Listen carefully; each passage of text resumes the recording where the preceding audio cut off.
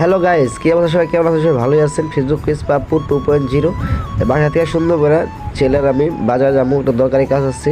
ছেলের একটা সুন্দর একটা জিনিস কিনে দিব, তার জন্য বাজার ফেলে তৈরি গেতেছি।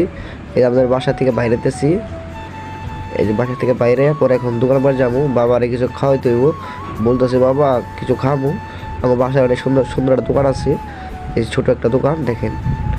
দোকানে আসলাম, খারাইলাম। এখন আগে একটা কন্ট্যাক্ট করা ছিল, আমি জানি আমার পোলা কী কী খায়। বাবা যদি না জানে ছেলে কী কী খায়, তারা কী কেমনি সম্ভব। পরে সুন্দর ধর আমার কালাবিটা সুন্দর রাস্তা, বাজারের রাস্তা। আমি ভান্ডার শহরে যাবো, তার জন্য রাস্তা পেলে হাঁটাতেছি। এই রাস্তাটা খুব সুন্দর নিরিবিলি, গুলির ভিতরে মোটামুটি আবহাওয়া খুব সুন্দর, মোটামুটি ভালো লাগতেছে। কার কার ছেলে সবসময় কোলে ওঠে থাকে কমেন্টে জানাবেন। আমার ছেলে একটু করে নামাই দেবো, দেখেন কী কী কাহিনী করে আপনাদের মধ্যে শেয়ার করতেছি। দেখেন সুন্দর নামাই দিছি। এখন একটু তার হাঁটার পরে বাবার এই বিলে যাবো, ঠিক আছে? দেখেন আমি আস্তে আস্তে সামনে বলে যাবো, পুরো আমার দিকে মনে করেন পিছনে টাকা দেখছে বাবা নাই, দেখছে পিছনে দেখাচ্ছে বাবা নাই। আমি সামনে বলে গেছি গে, ও পরে দেখছে, পরে বলতেছে বাবা কোলে উঠবো। 1 মিনিট হাঁটছে, 1 মিনিটও হাঁটে নাই, যে অবস্থা। পরে আমি হাত ধরে কোনো হাঁটাইলাম, তাও হাঁটতে চায় না, অনেকই জর্জরি করতেছে। পরে কী করবো, হঠাৎ করে কোলে নিয়ে বললাম। আবার গুড়ি গুড়ি বৃষ্টি করতেছে, রাস্তার অবস্থা একটু খারাপ। কেন? রাস্তার ভিতরে হালকা একটু পানি মুনি জমে রয়েছে।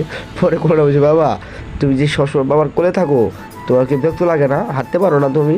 সুন্দর একটা জুতা মুতা কিনা দিচ্ছি, সুন্দর তুমি হাঁটপা উঠপা, আমারও ভালো লাগবো দেখে মুখে। পরে বলতেছে বাবা বৃষ্টি পরে পানি পরে। পরে সুন্দর সুন্দর বাজারের রাস্তা, আমাদের যে বাজারে ফেলে গেতেছি। এই ছেলে আর আমি সুন্দর, আমার একটা ক্যামেরাম্যান আসলো, আমার ছোটো ভাই। তাকে বললাম ছোটো একটা ক্যামেরাটা ধরে দেখো, পুরোটা ভিডিওটা করতে পারো।